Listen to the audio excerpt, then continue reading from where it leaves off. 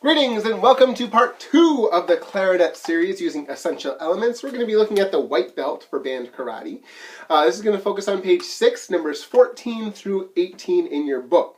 So, in the last series we did, the last video, we talked about all the different things to getting started. That great tone, remember that nice thin cushion of your lower lip? Your top teeth going on, your lips are round, pointy chin, keeping your cheeks in, that type of thing, that embouchure.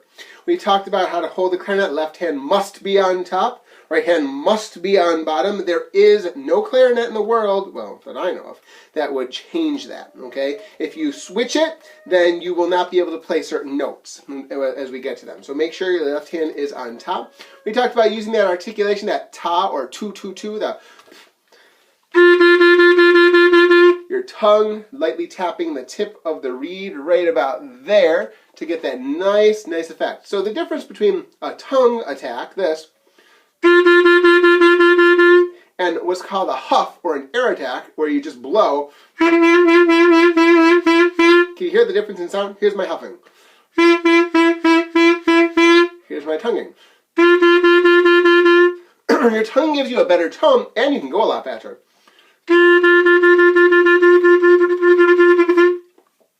So it may be hard now, but continue trying to use your tongue at all times to get that beautiful tone.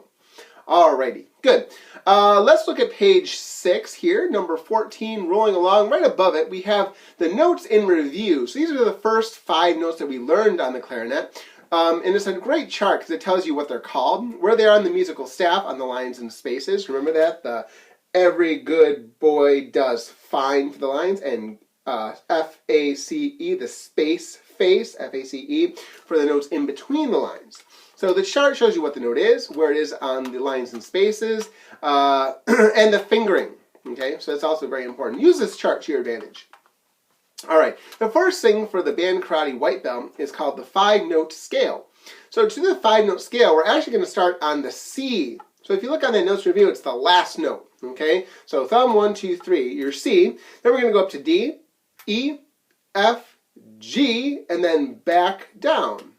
That is your 5-note scale. Let me play it for you.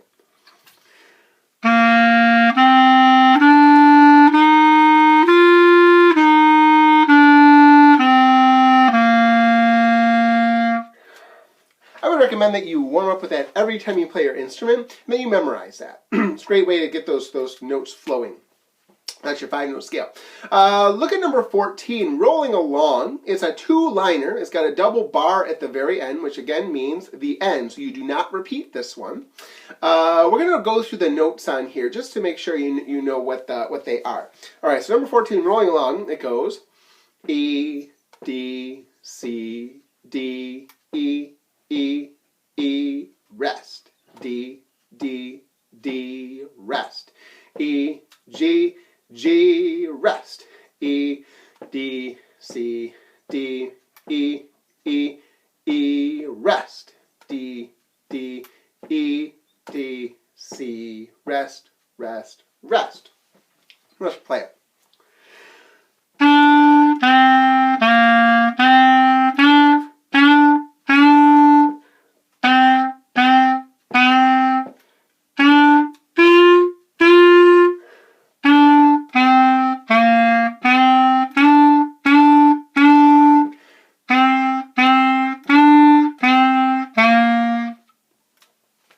Alrighty, the next one in our band karate, so we have the 5-note scale and rolling along. The last one for the white belt is number 17, hot cross buns.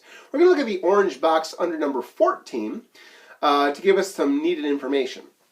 In that orange box it says half note, and it gives you a picture of a note that's not filled in, right? It's white, or in this case orange.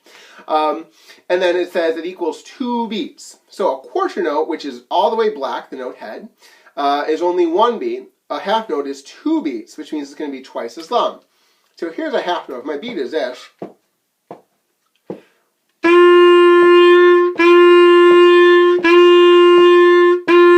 Those are half notes. Quarter notes would be 1 per beat. Okay. Also in that box we have a half rest. looks like a little hat on the middle line. That's 2 beats of silence. So half rest, it can be put in place of 2 little squiggles, okay, those 2 quarter rests. So looking at number 17, we've got hot cross buns. We start off with a half note E, go to a half note D, half note C, and then a half rest. Another half note E, half note D, half note C, half rest. Then we have 4 quarter note Cs, C, C, C, C, 4 quarter note Ds, D, D, D, D, half note E, half note D, half note C. Let's play it.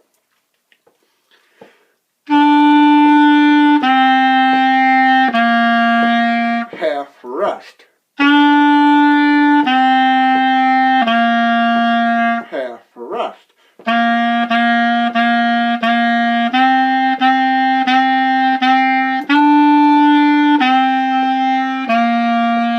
Half rest. Congratulations, it is a rite of passage to be able to play Hot Cross Buns. Play it for everyone, all the time, especially your band teacher. They will thank you for it if they don't go crazy. But yes, Hot Cross Buns is a great song. So that is all the Wipeout songs. But let's go over a couple more songs that are going to be very helpful in your development as a young player. First, number 16 is the half counts. This is on just another song utilizing half notes and half rests. Notice at the very end, it has the repeat sign, the double bar with the 2 dots. Half rest. Half rest. Half rest, repeat. Half rest. Half rest. Half rest. Number 18 is another one I like to do. Go Tell Aunt Rhody. Also a repeat sign at the end with great practice using half rests and half notes as well as quarter notes. Right above that in the orange box, it talks about a breath mark. It says take a deep breath. Remember that diving breath? Or the yawning breath? But a big breath pulling it all the way down into your forward torso is what you want. You don't want little breath. No puny man breath. No. None of that. Okay? We need a big breath to get that beautiful sound. Here's a puny breath. Here's a big breath.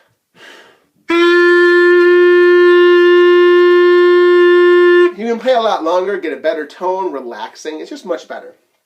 So the breath mark is telling you a great place to breathe in a song. Now, when you're just learning these songs, breathe when you need to. No passing out. That's not allowed. But as you continue to progress on your instrument and get really, really good at it, and you're able to really regulate your air to get through more than a few notes at a time, then when you see those breath marks, that is the perfect place to breathe. It's called like phrasing. So if you ever are talking, like me, you don't want to breathe in the middle of every couple words. There are really better places to breathe. You notice how that just sounded weird? But you notice that I really time where I'm breathing in my speech, so it makes sense. The same thing with music. If you start Go Tell Aunt Rhody and you go,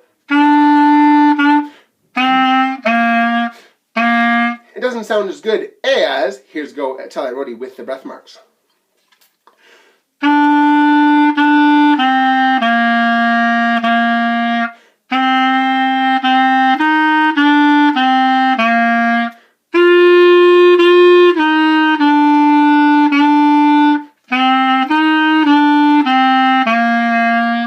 I'm going to skip the repeat for now. Alrighty, so that is the white belt. Keep on going. You're doing great. The next video series is going to focus on the yellow belt.